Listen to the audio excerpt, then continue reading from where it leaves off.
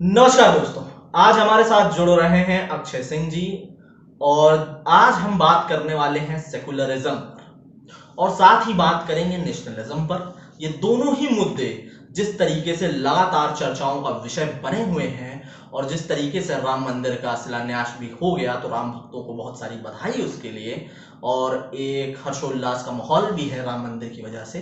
पर ये दोनों ही शब्दों को लेकर के डिबेट बढ़ती चली जा रही है और असलियत में इन दोनों ही चीजों को समझने की कोशिश चर्चा के रूप में आज अक्षय सिंह जी के साथ करेंगे।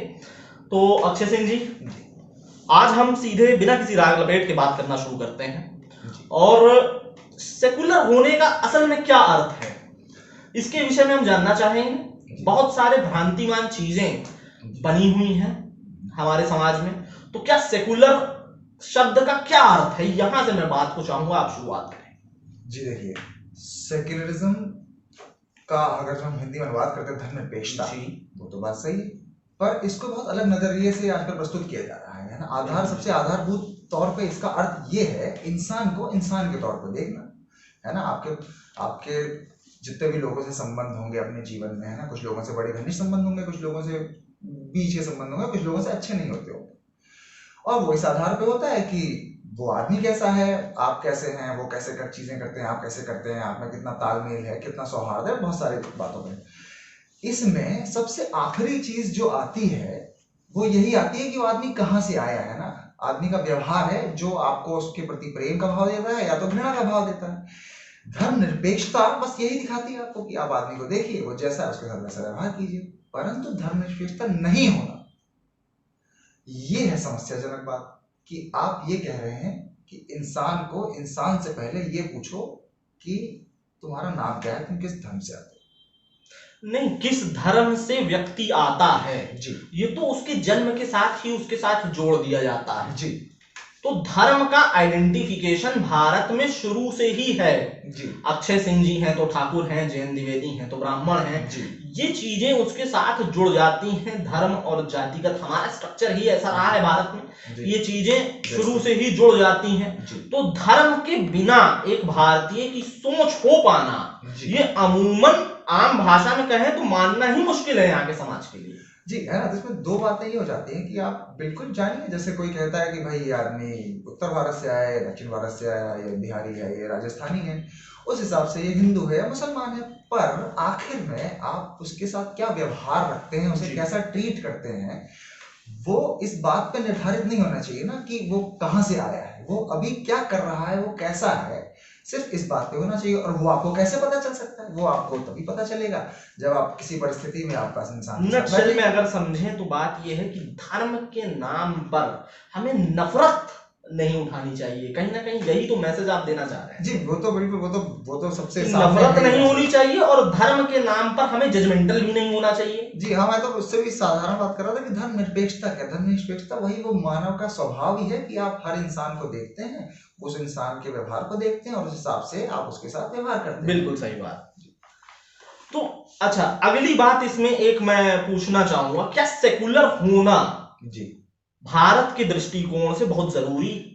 जी, मतलब है ना, पहले सवाल को ही कंटिन्यू करते हुए मैं बोल देता हूँ कि बिल्कुल, है ना, क्या ये बात जरूरी नहीं है कि एक समाज में, एक तंत्र में इंसान को इंसान के तौर पे देखा जाए, उसके कर्म के तौर पे देखा जाए, वो क्या करता है, वो क्या कर सकता है समाज के लिए, रादर देन इस बात को देखना कि उसका धर्म क्या है, वो पैदा होते समय उसे क्या धर्म को प्रायोरिटाइज करने की कोशिशें लगातार कई सारे तत्व समाज में करते रहते हैं। जी। तो जिस तरीके से धर्मनिरपेक्षता की बात करना बहुत आसान नजर आता है, हाँ जी। पर वो असलियत में ऐसा होता हुआ दिखता नहीं है। जी। तो इस पर आप क्या कहेंगे, ऐसा क्यों नहीं दिखता है और कैसे वो दिख सकता है?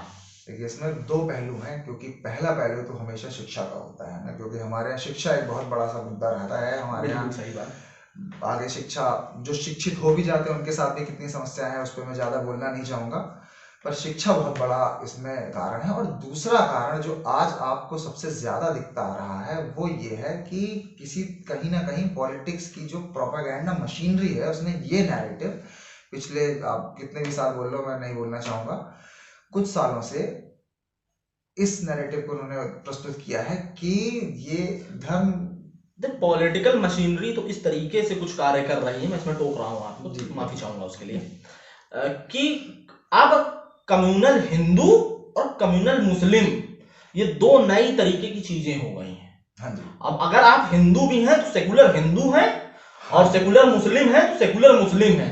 हाँ। कम्युनल हिंदू, कम्युनल सेकुलर, ये दो शब्द जी, नए हाँ। इसमें जुड़ गए। एकदम सही बात है ना। और इसमें वही जो मैं बोल रहा था बात, ये नैरेटिव की बात आती है, क्योंकि हर समाज में फ्रिंज एलिमेंट्स हमेशा से रहे, कि हमेशा से समाज में एक वो असामाजिक तत्व छोटा जो समाज समाज में वो- रहते हैं, जो जाति और धर्म के नाम पर समाज को डिट्रैक्ट जी, करने की वो तो कोशिश हमेशा करते से रहते वो हैं। तो बिल्कुल हमेशा सही बात। सदा से रहे हैं, पर अभी प्रोपेगेंडा मशीनरी ने उन्हें मेन स्ट्रीम कर दिया है। तो ये कहीं ना कहीं ये आभास दिलाने का वो पूरा प्रयत्न कर रहे हैं कि ये मेजॉरिटी की ओपिनियन हो गई है। ये ऐसा दिखाने का प्रयास किया जा रहा है कि वो भाना कि आप कम्युनल हिंदू और सेक्युलर हिंदू में एक डिवाइड कर दिया गया है, रादर देन एक नॉर्मल हिंदू और एक फ्रिंज हिंदू। बिल्कुल सही। या नॉर्मल मुसलमान एंड फ्रिंज मुसलमान, अब वो नहीं रहा गया, अब 4 कैटेगरीज हो गई है। तो कहीं ना कहीं इसमें आप ये मान सकते हैं कि जो जातिगत बेस्ड और धर्म बेस्ड जो पॉलिटिक्स रही, जो वोट बैंक का एक दृष्टिकोण इस आधार पर बनाया गया जी। कि ठाकुर को ठाकुर वोट देगा, जी। ब्राह्मण को ब्राह्मण वोट देगा, मुसलमान को मुसलमान वोट देगा, जी। और लोअर क्लास के लोग लोअर क्लास को ही वोट देंगे, जो इस तरीके का एक सिस्टम बनाया गया पॉलिटिकली, आम जनमानस के बीच में भले ये चीज ना रही हो, मगर जो ये बनाया गया, कहीं ना कहीं ये चीज केवल और केवल राजनीतिक फायदे के लिए ही की जाती है। असल में इसका कहीं कोई अस्तित्व नहीं है ना। जैसे क्योंकि ये वाली बात जैसे कि हमने करी कि वो ये पूरा ये सारी परिस्थितियां तो हमेशा से रही है कि राजनेता हमेशा भय की राजनीति, डिवाइड की राजनीति, भेदभाव की राजनीति पे हमेशा से वोट लेते आए हैं।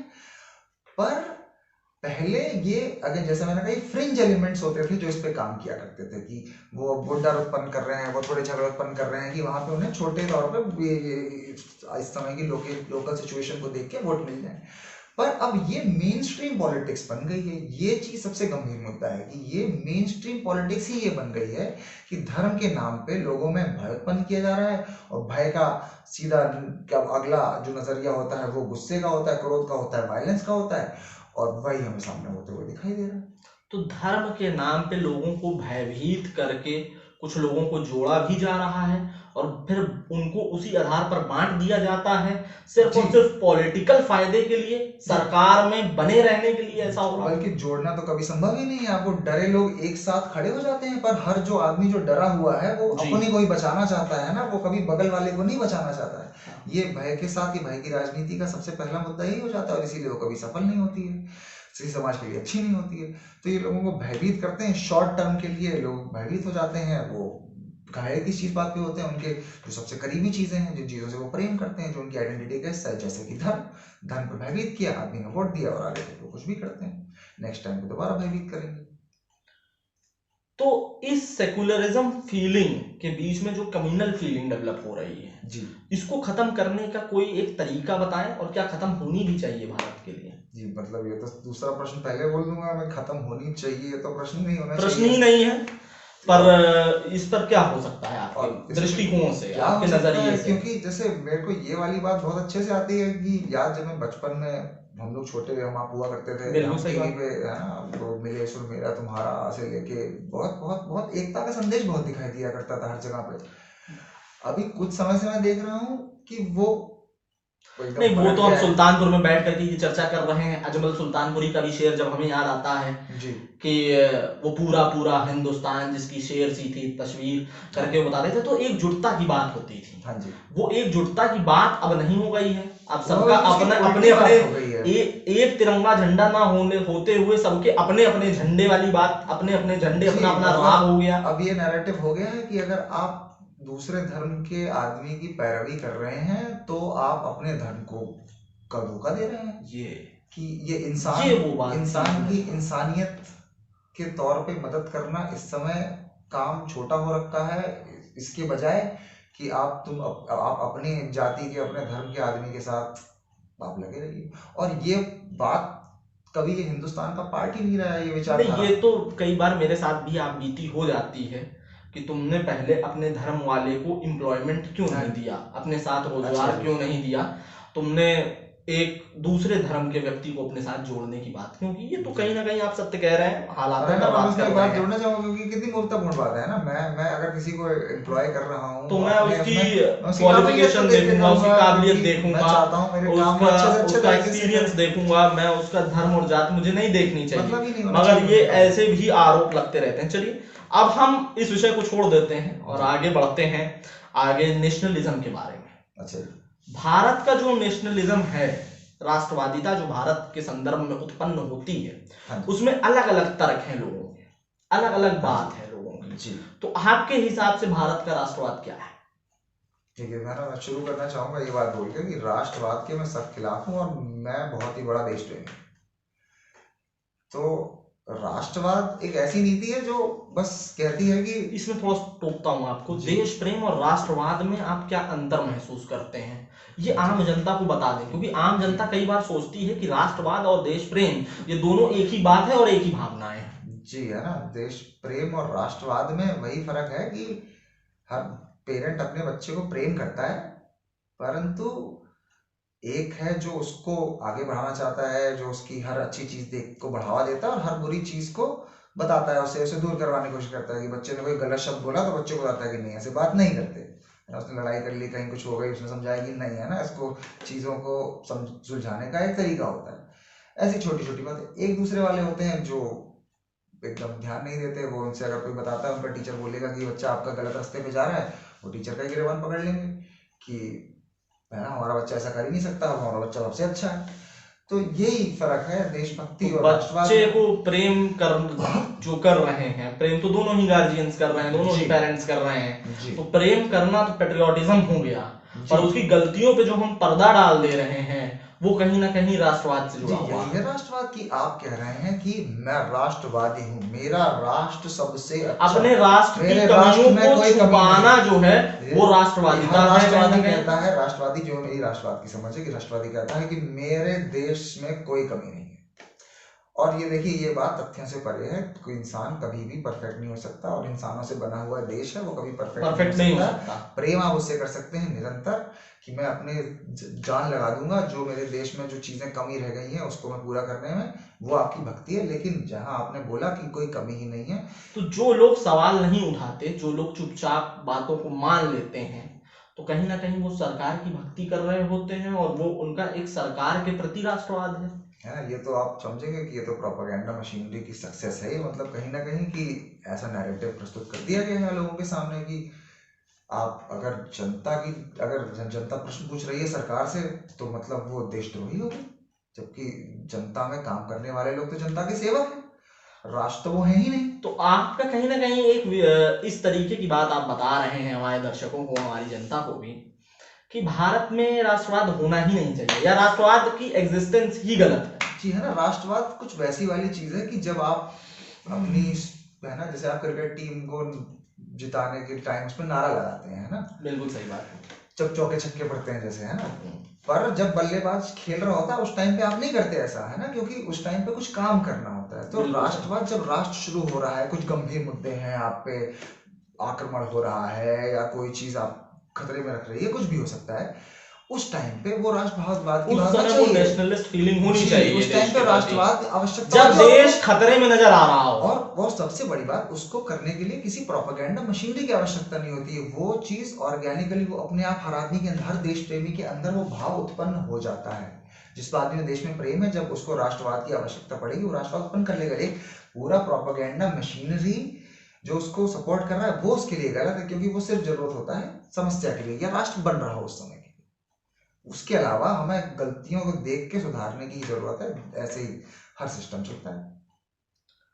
तो राष्ट्रवाद को आप अगर धर्म से जोड़ दिया जा रहा है जी, हिंदू राष्ट्र की एक डिमांड नजर आती है जी, जिस तरीके से पाकिस्तान में एक को इस्लामिक राष्ट्र बना दिया गया जी, तो भारत भी एक हिंदू राष्ट्र हो जाना चाहिए जी, या उसमें जो धर्म आ जाता है और एक इन सेकुलर फीलिंग जो प्रिवेल अपॉन कर जाती है, हाँ जी, इसको आप क्या मानते हैं कि ऐसा होना चाहिए, ये भारत के फायदेमंद के रूप में आएगा या एक बुराई ही है ये कुल एक मिलाकर? तो मुझे ये नहीं समझ में आता कि हम पाकिस्तान से क्यों बार बार कंपैरिजन करते रहते हैं। क्योंकि हम किसी और से कंपैरिजन करने की पोजीशन में ही नहीं आते हैं। शायद ये जो चर्चा होती है भारत का कंपैरिजन पाकिस्तान को लेकर के, वो ज्यादा इंटरेस्टिंग नजर आता है। तो हम कहीं ना कहीं ये जो करते हैं ये गलत है, जैसे लेकिन हम फिर भी, क्योंकि हमारा मुख्य दुश्मन वही माना गया है, तो हम हमेशा उसी को हराने की कोशिश करते रहते हैं। तो फिर तो आप जैसे वो विराट कोहली को मोहल्ले के बच्चे से आप क्रिकेट खिलवा रहे हो, तो मतलब उसमें तो कोई कंपैरिजन नहीं है। वो कंपैरिजन करना तो आप चाइना से करो, वहां पे देखो क्या कर रहे हैं वो जो तरक्की कर रहे हैं वो सेक्युलर होने की वजह से तरक्की कर रहे हैं एक्चुअली। नहीं, चाइना के ऊपर तो खुद ये आरोप है और कि वो खुद एक कम्युनिस्ट कंट्री है। अब है ना वो चलिए वो अलग विवाद शुरू, उस पर अलग डिस्कशन शुरू हो जाएगा, वो ये बहुत लंबा हो जाएगा हमारा कार्यक्रम।